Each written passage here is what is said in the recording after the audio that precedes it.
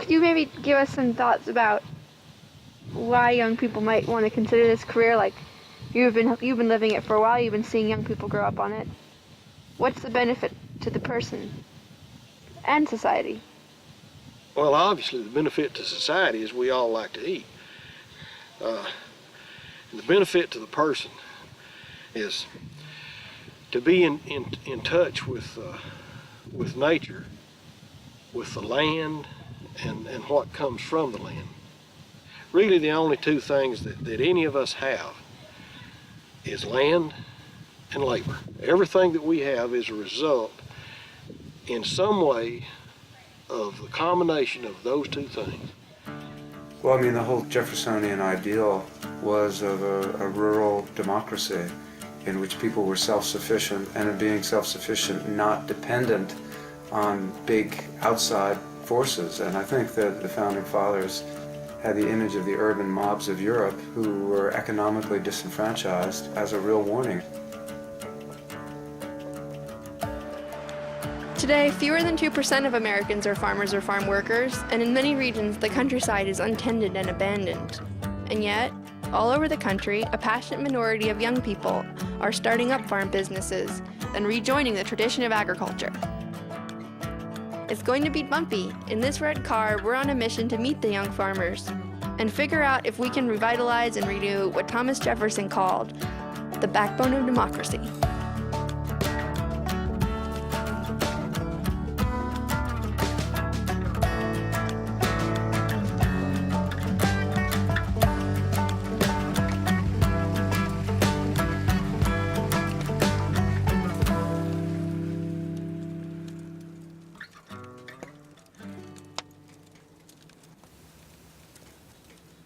All of our friends basically said they had the same goals as us. They're like, man, we want to be farmers. That's awesome. We gotta grow food.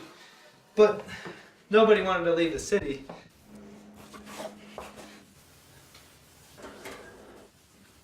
I'm Joel, and this is Katie Wolpert, and we live in Belington, West Virginia. We met at college in Pittsburgh. We went to the same school, and we ran on the same cross-country team. So we met probably before school started our freshman year at a barbecue. She was wearing yellow corduroy pants. The day we moved here, we started digging up the yard with a shovel because we didn't have any other way to till, and we still don't. So this is the bread for next year. That's our hard winter wheat.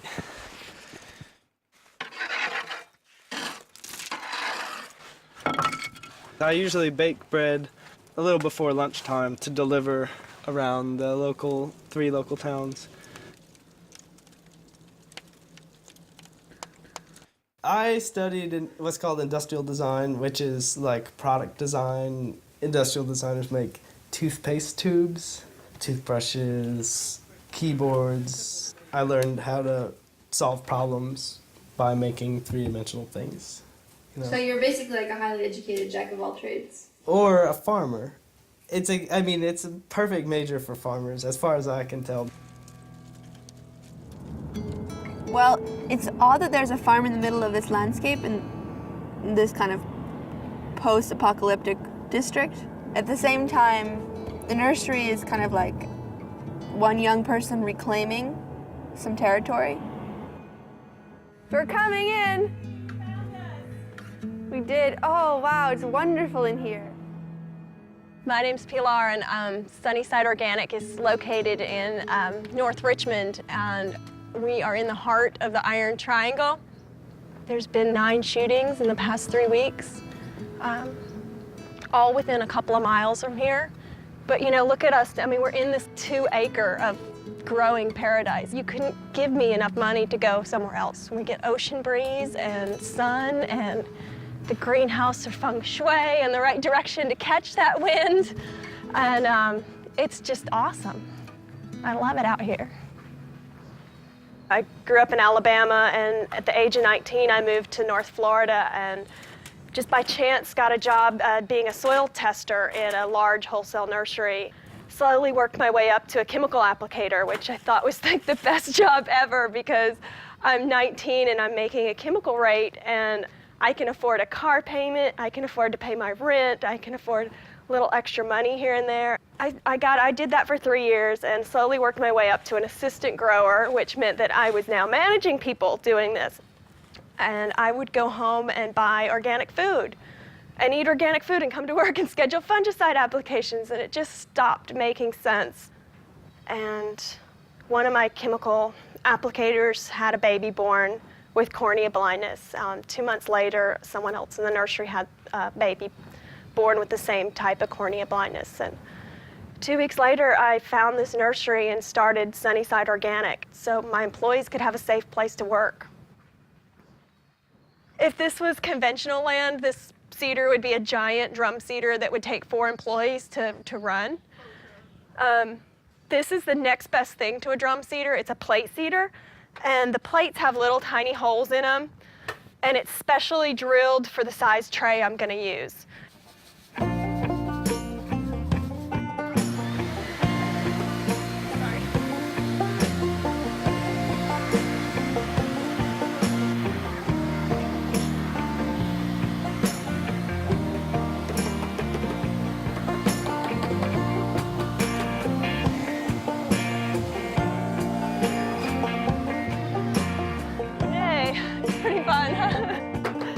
And I always use my head to get that last little bit of seed out. Under Pilar's tender care, these seedlings are headed for farms and gardens up and down the coast. Seeds and seedlings are the beginning of agriculture. We always say 90% of seed saving is labeling. If you don't label it, you will forget it. This seed was reported to have come over on the Mayflower in 1620. And this would have been carried in 1838 by the Cherokee people as they were forcibly removed from their homelands in the southeastern part of the United States to Indian Territory. We see from both of these seeds that people carried with them things that they knew, loved, and cherished. In American agriculture, there's more to understand than just the source of our seed. There's also political context to how those seeds grow and thrive. The Farm Bill is a piece of legislation authorized by Congress. It authorizes money. That money funds the programs of the United States Department of Agriculture, the USDA, which oversees farming in America. The USDA programs, to a large extent, determine which crops are grown, by whom, and where in America. There's been a long, consistent tradition of keeping farmers on the land, and it's really only in the last 30 years that we've seen this push at the federal level towards big corporate agriculture. And we're seeing what the problems are in a very brief period of time as a result of that form of centralized, industrialized corporate agriculture.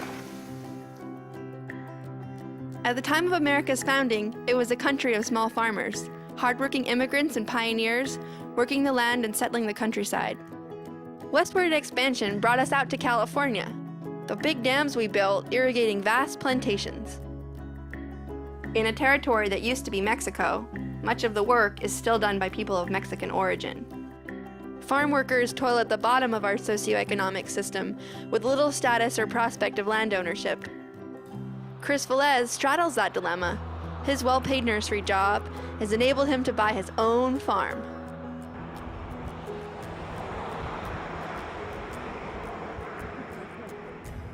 We propagate California native plants, and we do this all biodynamically and organically. So we don't use any chemicals here, and we really don't have that many inputs because we're growing such an appropriate plant for where we are in our community and our little chain of life here.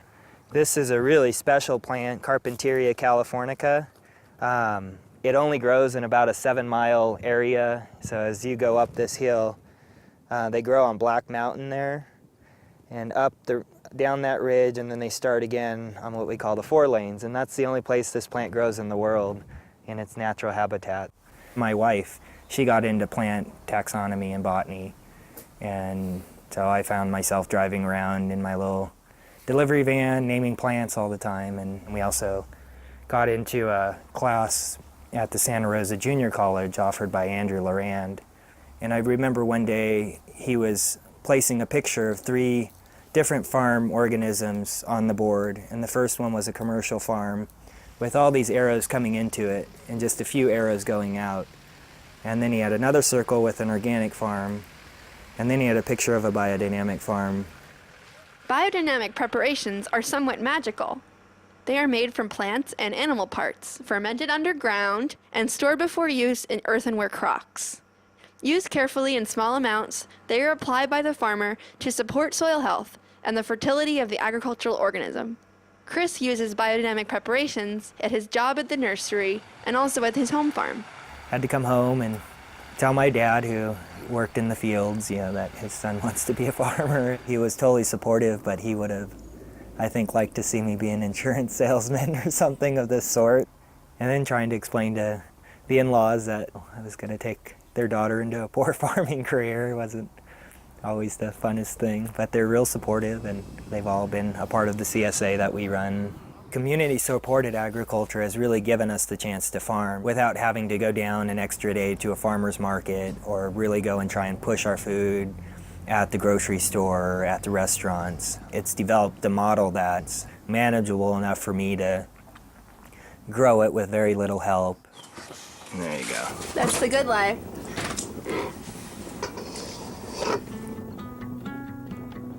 Throughout the course of the last century, progress came to be associated with affluence, urban living, and getting away from the land.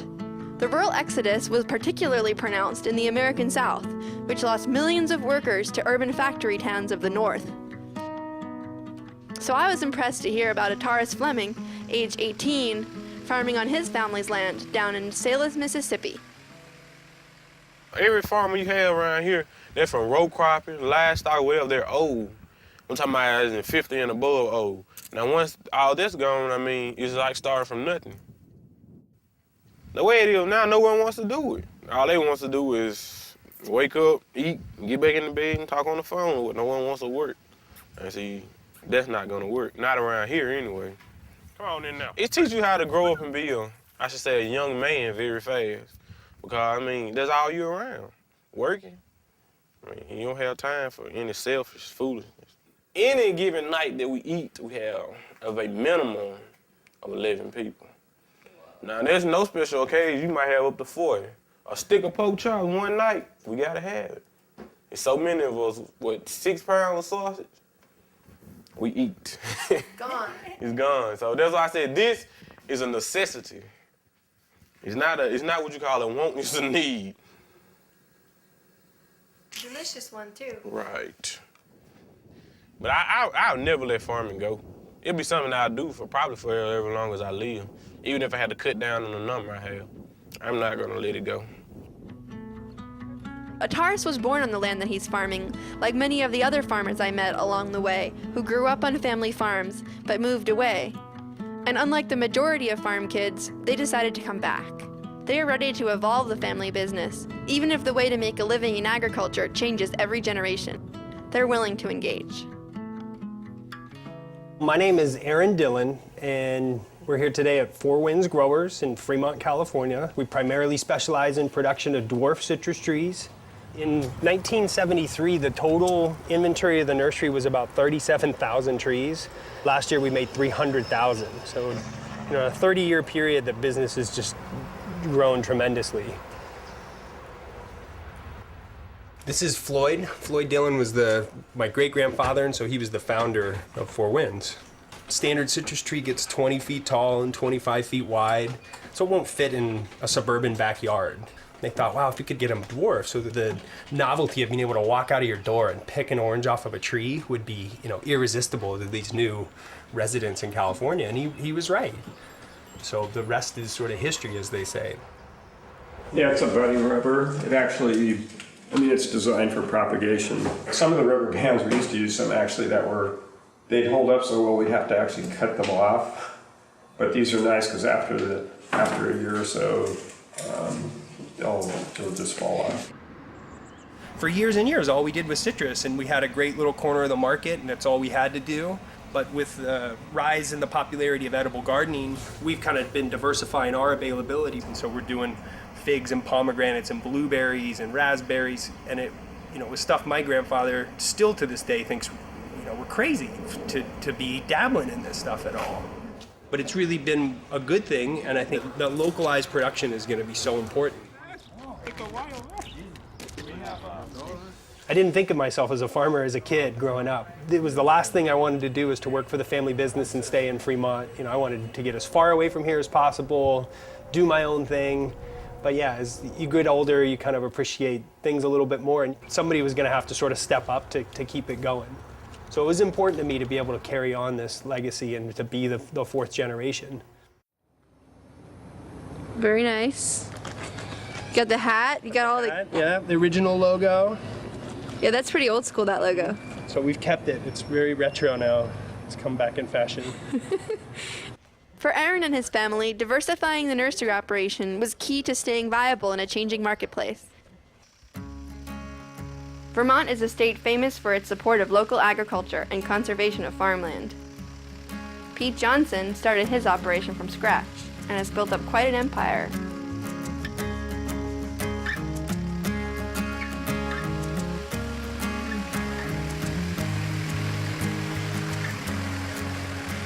I'm Pete Johnson. We're at my farm, which we call Pete's Greens. We're in the Black River Valley, Northeast Kingdom of Vermont. It's a beautiful place. Zone 3 climate, challenging weather conditions to grow produce. We try to produce as much as we can, diversity-wise, year-round. It's probably one of the tougher places to do that in this country, but we love it here, so this is where we're doing it. So my deal was I was gonna grow Elliott Coleman style, fall, winter, spring in greenhouses, and then be off in the summer. And I tried it the first year, and I got to May, and I was like, well, I'm just barely starting to make any money at all. You know, I can't stop now. But my markets weren't at all sure they were gonna stick with me because they've been buying from this other guy for a long time. But then this one place, there was a health food store over near Stowe. They were sort of this critical mass. They said, well, you know what? We're gonna carry both of yours because you've been struggling to supply us all winter, and we appreciate that. And I remember driving away that day and just being like, yes, I can actually keep doing this. That was, to me, was like the single biggest breaking point I can remember.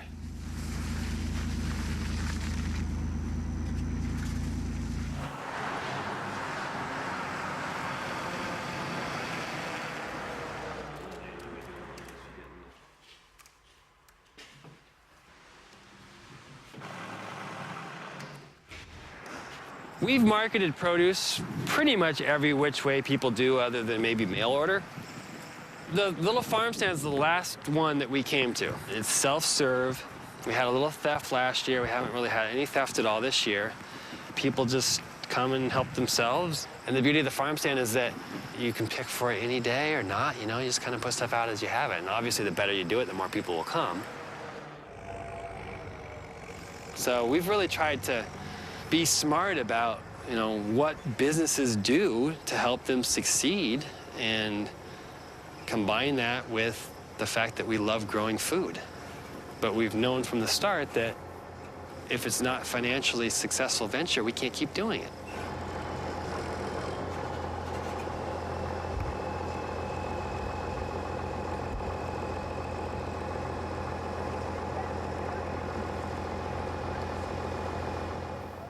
Talk about who's living in what house. Yeah, this is the farm I grew up on. My folks live over there, and the farm is over there on the river. And then we have another 100 acres over here that we manage, and another brother grinds grits and meal here, and helps some with the vegetables too, because that takes a lot.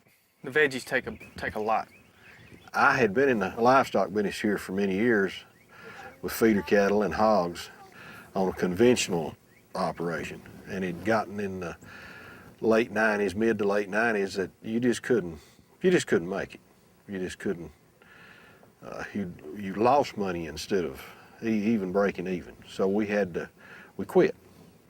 I mean, I left the farm for 10, 12 years, school, you know, and then a little. But finally, just, you know, there's just too much potential not to come back and do something. So they basically came home from school and said, Dad, I think we can raise local food, coupled with a sustainable way of continuing to farm, was what started our transition from conventional agriculture back to well, I like the word sustainable better than I do organic. I think it's coming back to where more and more people are going to be taking those medium-sized farms and doing something with them. Dairy's been going out of business for years on account of the same thing, you know. Can't make a living off of 100 cows. I mean, that's ridiculous. Farming 10,000 acres, they don't really want to be doing that. I mean, they're farmers. And you know, at that point, you're a manager of some kind. All you're trying to do is get it all out there, and then you're trying to get it all picked. That's a terrible racket, really. One guy shouldn't need to tend that much land. If you can't make a living off of a couple hundred acres of really good land, then the system's broke, you know, or something. I'm just the caretaker while I'm here. So the best thing that I could do for my sons and my grandsons or grandchildren and generations down the line is to leave Riverview Farms in better shape than I found it. You know, it's good, fertile land. It's on the river, as a lot of good land is. And that's, you know, it's a tragedy to lose land like that. It needs to be, it's for food production. I mean, it's to, you know, it's for people to live on. According to the American Farmland Trust, 2,880 acres of farmland are lost every day in this country.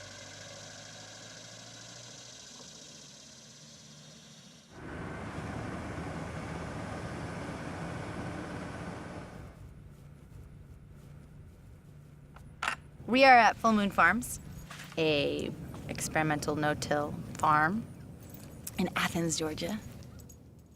You know, the landscape of organic ag in the Southeast now is super new. I mean, we didn't even have a farmer's market when I moved here. Athens didn't have a farmer's market. We raise all our own meat, cow, pig, and chicken, and a whole slew of vegetables. That supplies our sister restaurant, Farm 255, which is down the road. What do people like you need to succeed? I think it's gonna be an army of farmers, an army of entrepreneurs, and there has to be a system that works within somewhat of a traditional economic model. Stable revenue streams, profitability, even if it's not great, and support, public and policy both. There's all this talk about, well, we need zoning and tax incentives to bring supermarkets into food deserts, but you know, how about putting up a really cool farmers market? You know, there's simple buildings. I mean, I think it could be a great legacy of this administration. You know, it's equivalent of the WPA projects of the Roosevelt administration. And you hire all these architects to make really beautiful four-season farmers markets. Yeah, or even just put it in an old Circuit City. I mean, we get some architects. I want it to be more beautiful than that. That's not good enough. Yeah, I want to see more glass and, you know, more natural light.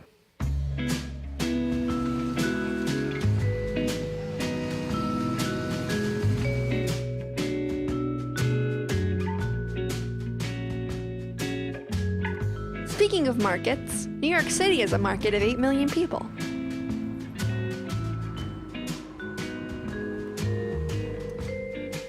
I feel like I'm part of a really dynamic community that doesn't, you know, it just doesn't exist anywhere else in the city. It's really fun.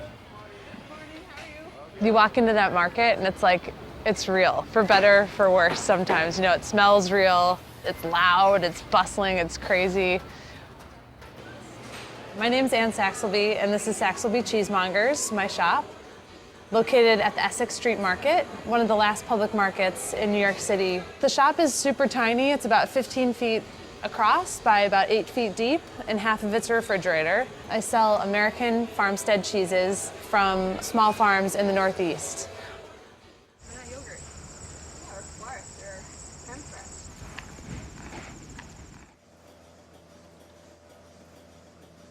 I did it just because I started off with this passion for cheese. I loved cheese as something to eat. I also loved it as an artifact of something, made from a particular moment in time.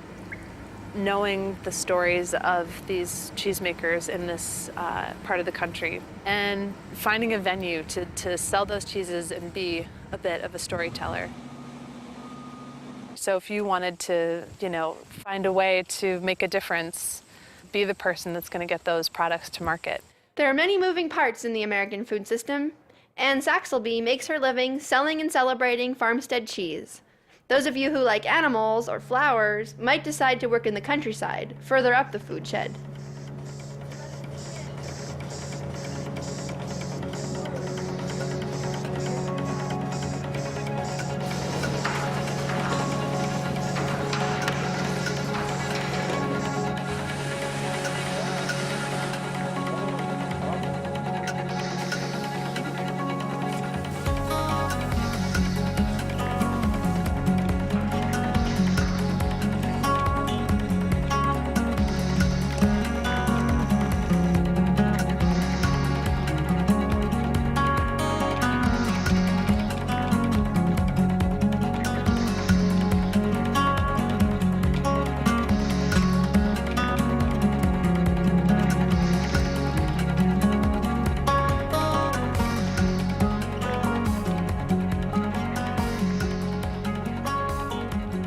I love dairy.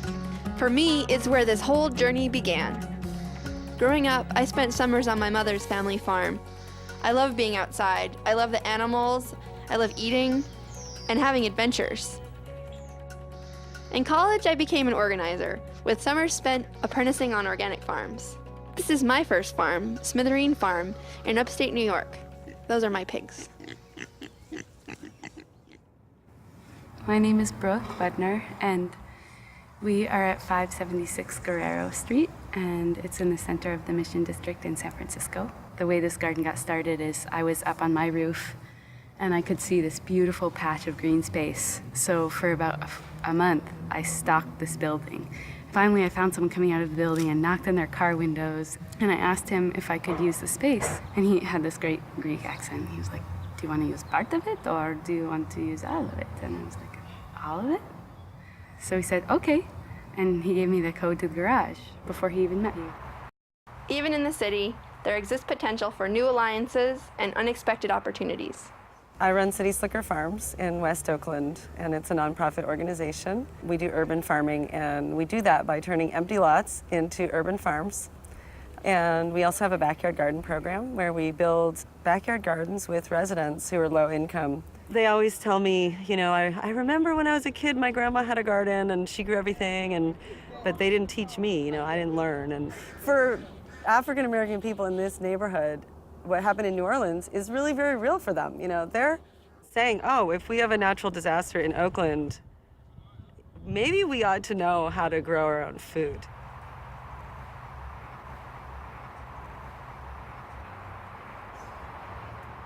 I am happy-go-lucky with a mixture of hungover and stressed out.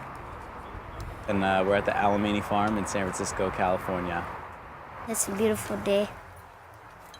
And a lot of people out here working. My name is Marquise Deshaun Brown. I come here every day. My cousins work here, and we plant stuff for our community and all the people. Do you bring those foods to your mom sometimes? I'll bring them to my auntie sometimes.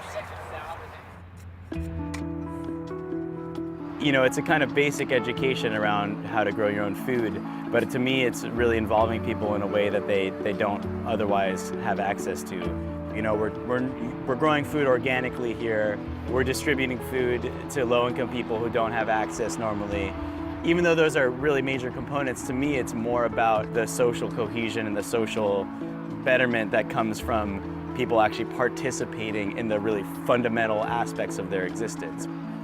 The only way to really solve the problems of sustainability is to address the urban questions, because everyone's moving to urban areas, and there's things about that which are actually beneficial to human societies, but we need to radically restructure how we do basic things like grow food. Urban, suburban, peri-urban. People need to eat everywhere. Shouldn't we be farming in all of these places? A lot of sprawl.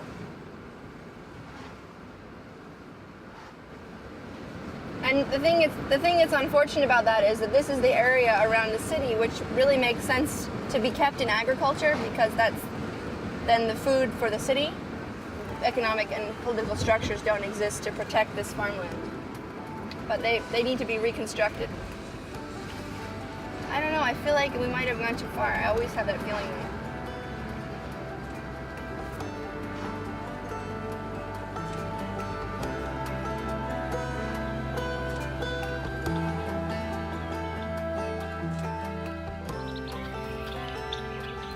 Let's say like time warp and, not time warp, but like space-time continuum warp, and all of a sudden you're in charge of IBM's, and you're like, you know, wearing... Diana uses organic compost and all of these things that take all this time and all this work, and why would you do that if there were chemicals that would do this for you? And there are little machines that will roll along and just suck up your arugula and wash it for you, so why should it be by hand?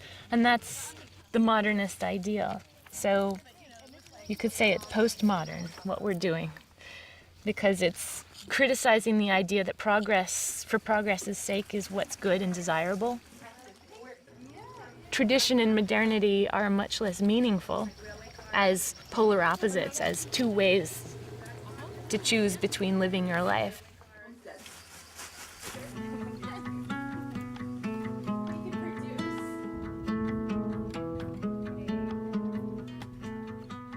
The biggest thing is that I want to actually be hands in the dirt farming. I want to be doing the work.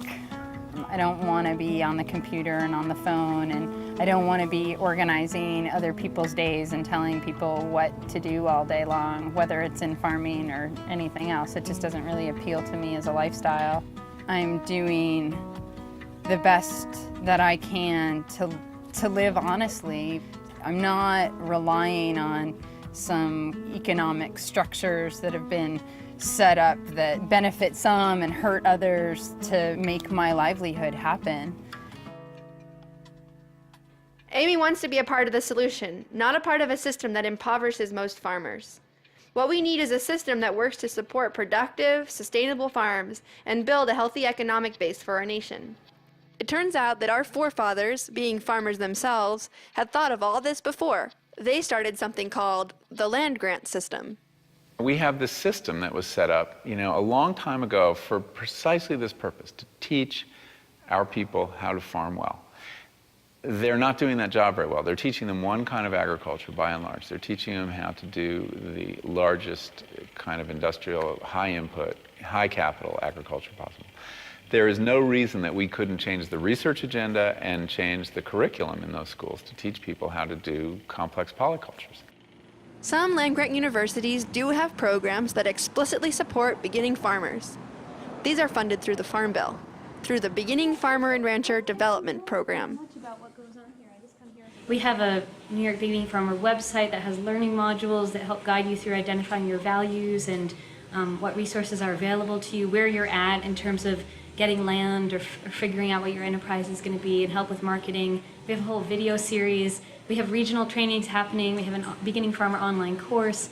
So there's really an abundance, and that just is within New York State. There's a lot of other states are following suit with Beginning Farmer programs. Everyone's having a nice time. So this is all honey, probably from goldenrod because it's pretty recent and very light. All around the country, young farmers are organizing and attending trainings and parties. We are learning from experts, mentors, and each other.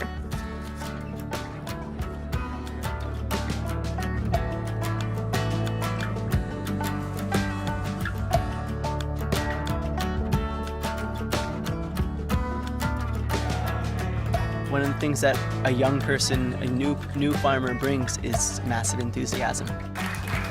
And we hope you stay the night because we do have breakfast in the morning. So.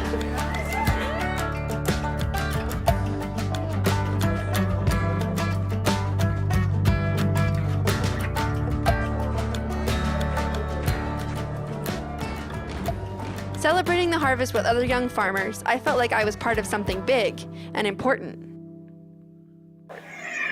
The grain elevator is just a hunk of twisted metal. The hay barn is collapsed and the cattle barn is gone too. At Riverview Farms, tornado strength winds rip much of the farm apart. Everything that sustains what we do is totally devastated. And the wind came through early Wednesday morning here at this Gordon County Sustainable Organic Farm, one of the largest organic farms in Georgia.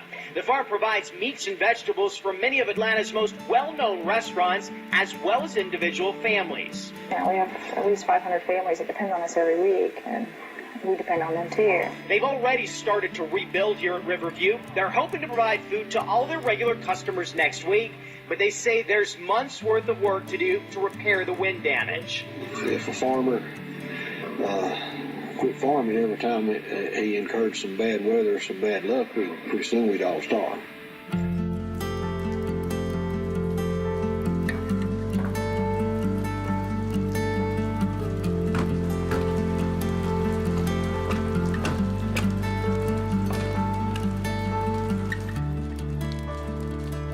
If you don't know what you're getting into, I don't think that you will be prepared for the frustrations that can come with it.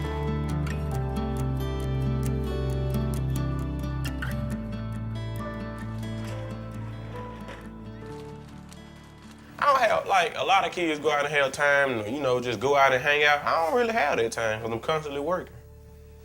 I mean, I wake up, work, I go to sleep, work. When I wake up the next morning, I'm working again. The only time I have time to do is eat and take a bath. I'm off to work. Most people who get into it and end up being successful and like to work a lot, and it's just ingrained in them, you know. It seems to attract a lot of endurance athletes or ex-cross-country runners, that kind of thing. It's just kind of, it's just a lot of work. It really is. We had a piece of land in Rehoboth that we used. That didn't work out. Then we were at another place in Rehoboth, and she kicked us out in April. We had a month to get out. She was suing her neighbors over the property lines. It was ridiculous. Access to land is a big one for folks who didn't grow up on a farm, who can't go back. They have to either look to lease or buy land, and of course land is really expensive. You'd think that farming is a great business to be in because everyone needs to eat. But getting your enterprise launched also takes a lot of stuff. Tools are expensive, especially motorized tools. Buildings, infrastructure, barns. We're buying land, we're buying seeds, we're buying feed, we're buying day-old baby chicks, we're buying feeder pigs, we're buying fencing, little stuff, staples for fencing. Say you borrowed $50,000 to put up your greenhouses, get a tractor, get a walk-behind tiller, get all the hand tools, all that kind of stuff. You should be able to pay off, 15 or 20 of that a year and then be done with that and then start self-funding stuff after that. It's not like your daddy's farm, Lou, but, well, it'll make us a living until... Until what, Jim? Until we can save up enough money to buy our own farm. Maybe 2 farms, who can tell? 2 farms? Oh, don't talk nonsense, Jim. Well, I don't mean to talk nonsense. I'm talking what I know. With what I know about farming and what I can learn, well, it won't be easy, but it ain't nonsense. The Farm Security Administration was founded to make loans for sharecroppers and tenant farmers during the Great Depression, to help them buy equipment and modernize. Today, we have the Farm Service Agency with a similar mandate, making loans to farmers who couldn't get traditional credit. The FSA has a pretty conventional outlook about what professional farming looks like. They aren't into organic farming, direct marketing, and many of the innovative strategies employed by today's beginning farmers. We aren't getting that money. The FSA wouldn't even touch us. They turned us down, in fact. Our problem right now, and through this whole thing, has been, we can save up money so that we have money to buy a farm, but then we don't have money to start a farm. All that investment, all that work, and then you bring your food to the market, and what do you get? The first farmers market that I went to was in West Hartford, which is affluent Connecticut, and we sold like $2,500 worth of vegetables, and I went, wow, I can't believe you can sell that much vegetables. And we got here and we made what, $30. Yeah. This love of agriculture comes with a fair share of heartbreak, but growing numbers of us are willing to take that deal, especially since we're in it together. Crop Mob came about as a bunch of young farmers decided that wouldn't it be fun if we were working while we were hanging out. Here we are in the rain and people are showing up. Most of the people that show up don't have their own land, so it's basically a big workforce coming to a small farm and doing what it would take the farmers a couple weeks to do, doing it in a day.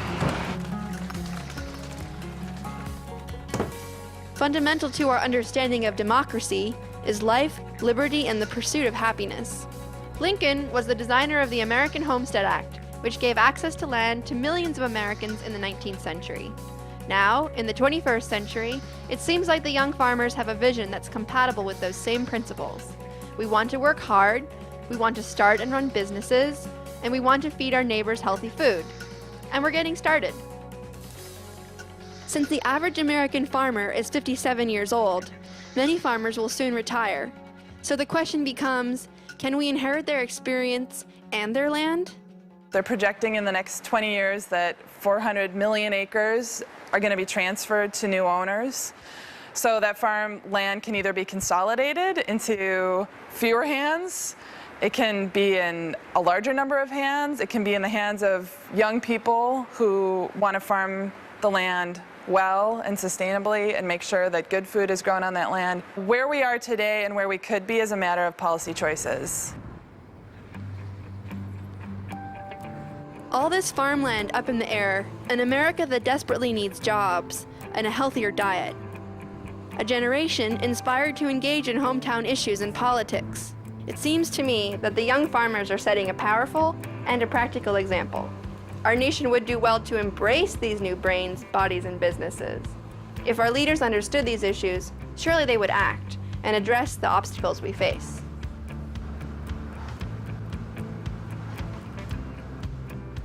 A meaningful change is going to start at the bottom and make its way to the top. It isn't because there's a president who has a new point of view, but because there's a movement that represents that point of view and demands that change come. A few months ago, and certainly a few years ago, we were like standing on the steps with a sign, and now we're in at the table. Now we got to figure out what we want to say. We need farmers to mentor us. We need extension on our side. We need land-grant education on our side. We need credit on our side. We want to serve our country food. We're here. We're ready. We're committed to this with our whole lives and our whole might. President Obama often talks about programs that are shovel-ready. We're shovel-sharpened.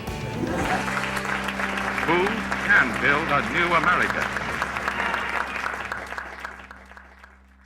Everywhere I went, I met amazing young farmers, earnest young people working like dogs and eating like kings, making it happen. Improvising, building communities, building the food system back up. If it's happening all these places, it's probably happening somewhere near you. So get involved. Join us.